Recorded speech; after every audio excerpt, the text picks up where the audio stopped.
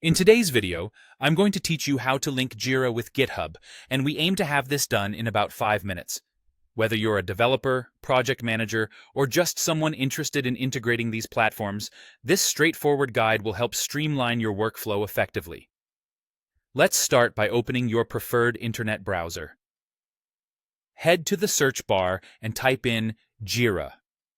This will lead you to the official Jira login page. If you already have an account, go ahead and enter your credentials to log in. If you're new to Jira, no worries. They have a simple sign-up process that will get you registered in a few minutes.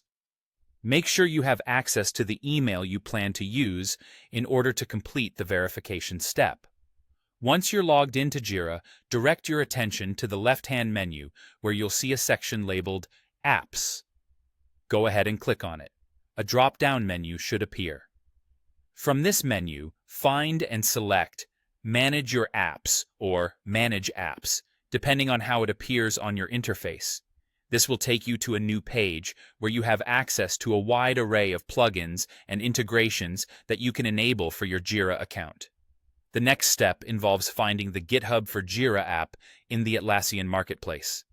In the search bar on the Marketplace page, type in GitHub for Jira and hit Enter. This app is specifically designed to allow seamless integration between Jira and GitHub, so keep an eye out for this exact name to avoid any confusion with similar tools. When you find the GitHub for Jira app, click on it, and you'll be prompted to select a site where you want this app to be installed. It's crucial to ensure that the correct site is selected, especially if you're working within multiple projects or organizations. Typically, your primary work or development site will be the default option, but double-check to make sure everything lines up correctly with your intentions. After selecting the site, you'll be guided to review the app's permissions and details before completing the installation. This is an important step since understanding the access and data sharing permissions will give you confidence about how this integration can safely interact with your projects.